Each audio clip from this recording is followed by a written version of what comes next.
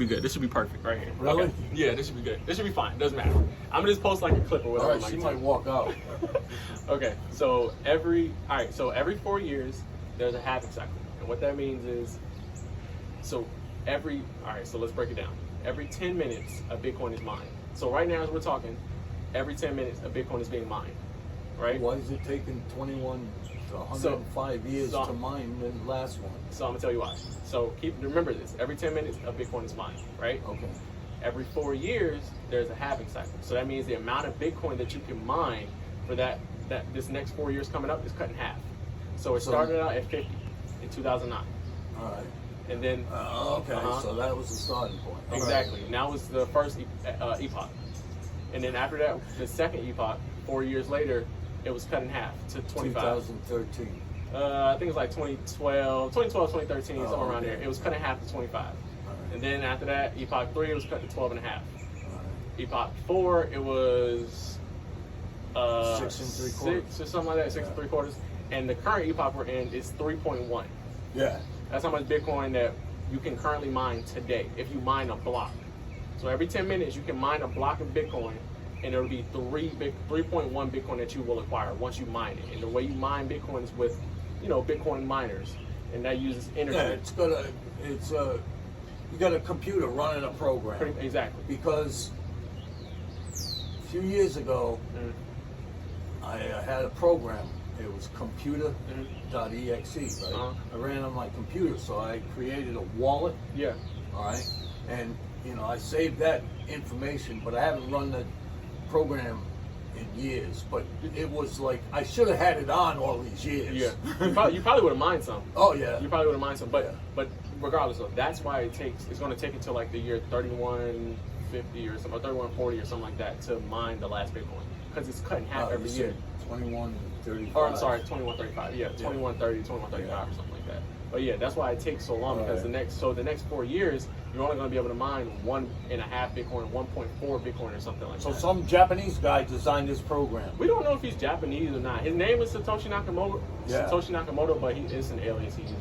Oh, it is? Yeah. Oh, it's an Or he alias? used. Yeah. Oh, okay. So yeah, and he mined the very first Bitcoin ever.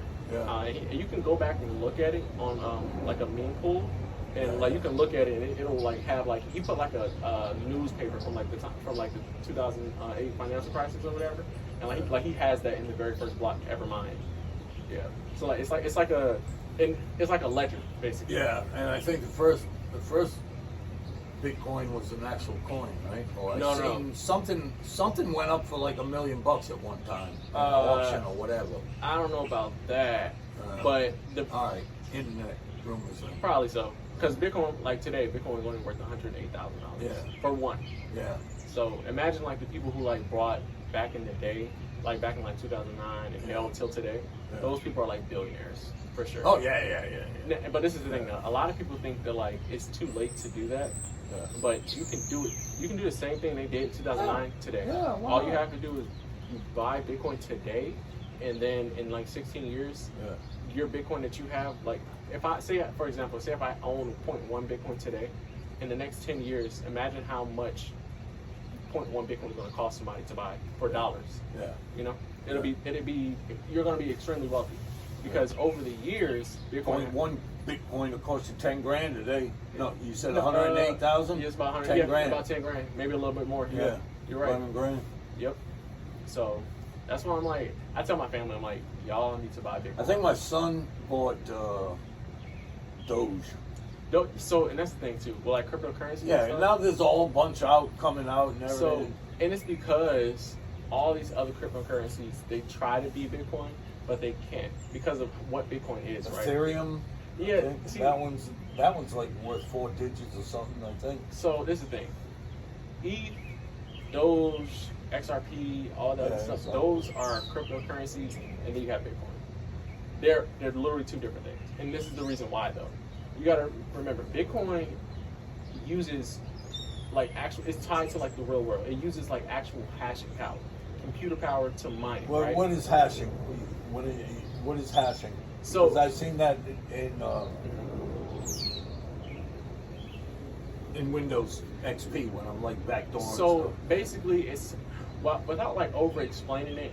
It's basically how like it's how the computer solves the math problem or whatever to get the Bitcoin. That's all. It's hash rate. It's hash power. That's what it uses to solve, because the computer has to solve a mathematical equation. Pretty much. So hash is just. That's my wife. Oh, you got a wife? Yeah, that's all. Come here, babe. Wow. Come here. Congratulations. She's coming. But I don't know if she's gonna walk over.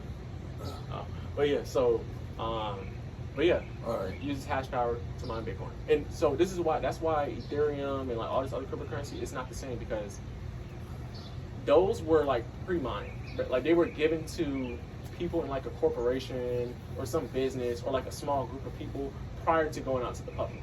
So those people have they have like a foothold on the supply, and they can manipulate it and do all types of stuff. Bitcoin doesn't work like that. Right. The reason Bitcoin goes up in price is because of it being cut in half. Like, it's because of scarcity. Oh, there she is. I paused this. That was good though.